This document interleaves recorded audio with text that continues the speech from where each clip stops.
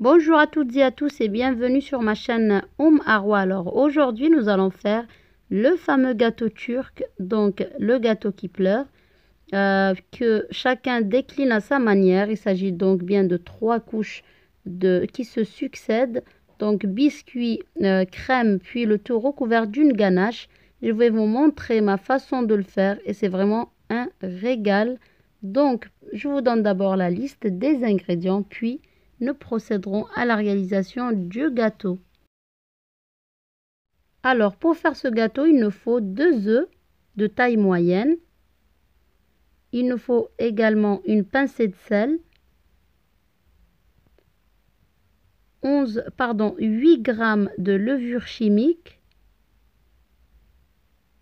15 g de cacao non sucré.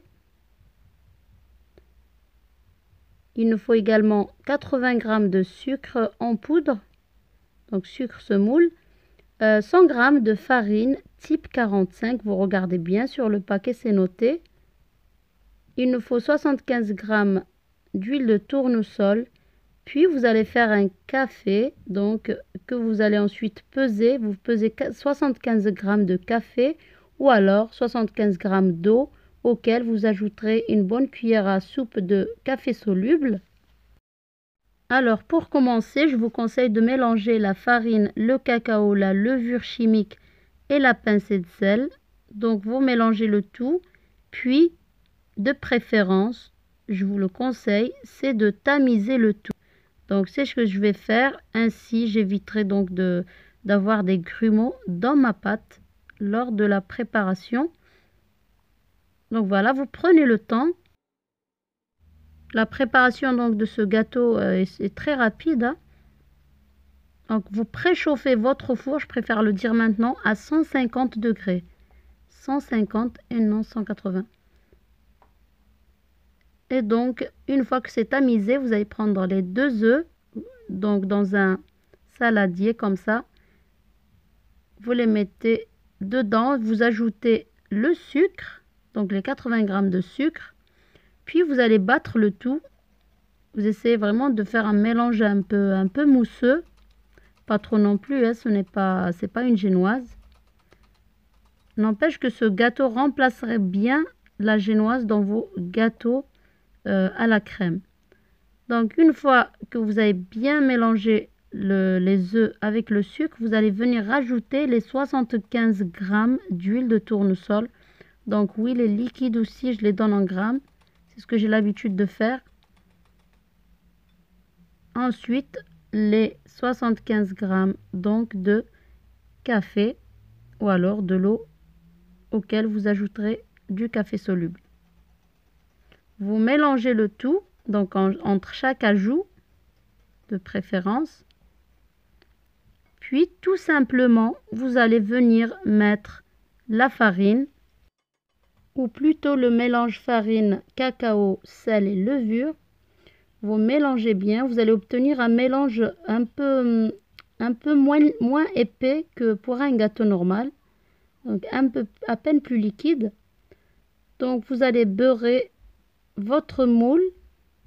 Alors ça dépend si vous voulez une couche épaisse ou fine de ce gâteau, donc cela dépendra de l'épaisseur souhaitée pour prendre un moule plus ou moins grand.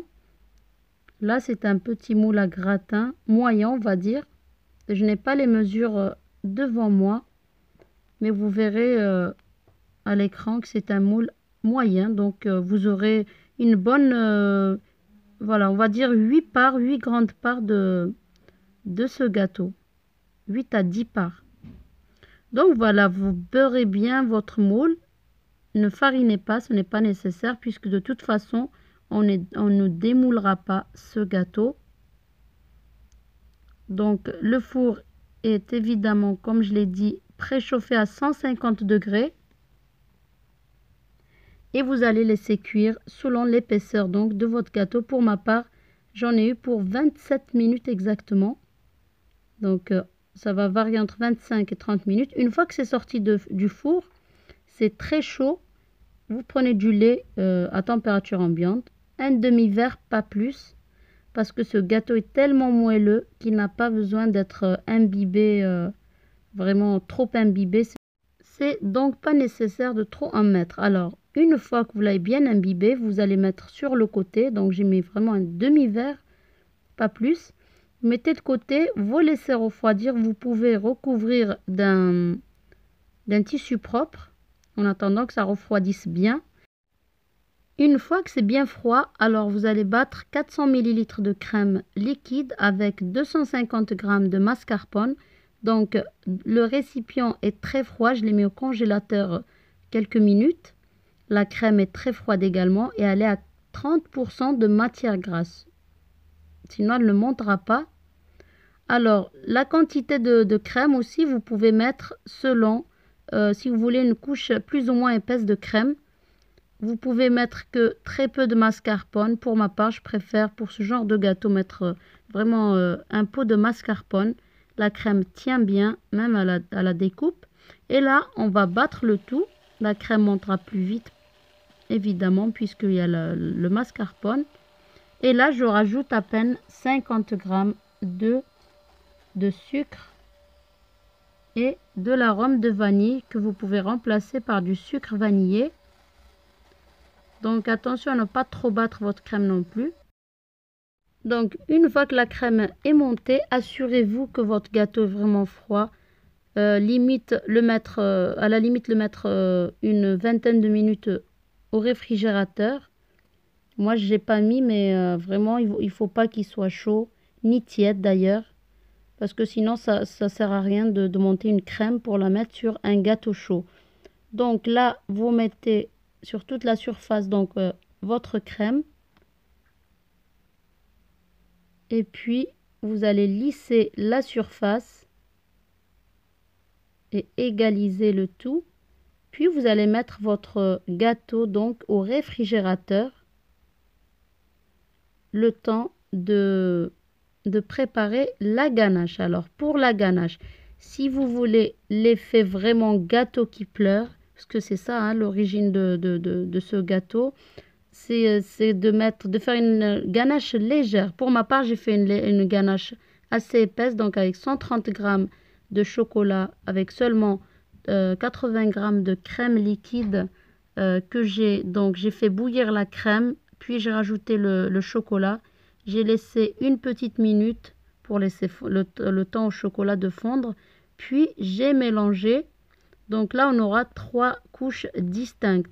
Alors, si vous voulez avoir, comme je disais, l'effet vraiment gâteau qui pleure, donc quand vous coupez votre gâteau, vous aurez vraiment ça dégouline, hein, cette ganache va dégouliner, ce qui donnera cet effet un peu de larmes, d'où son nom. Pour cet effet-là, donc, il faudra mettre 150 g de chocolat et 150 g de crème fraîche. Puis, vous laissez totalement refroidir. Puis, vous mettez votre ganache par-dessus et vous égalisez. Puis, vous allez remettre au frais. Alors, au moins 3 heures. 2 à 3 heures, 4 heures de préférence. Moi, je suis sortie entre-temps, donc j'ai dû laisser au moins 6 heures au frais. Donc, une fois les 6 heures passées pour ma part, je découpe une grande part. Petite précision, alors il me semble que dans la recette, donc à l'origine, on met une couche de meringue et non de crème fraîche mascarpone. J'espère donc que le gâteau vous a plu. Donc ma version, surtout pour le biscuit, que vous pouvez donc, comme je vous disais, utiliser pour d'autres gâteaux à la crème. J'espère que vous allez essayer la recette. N'oubliez pas de liker, de partager la recette et de commenter. Laissez-moi vos commentaires, vos questions surtout.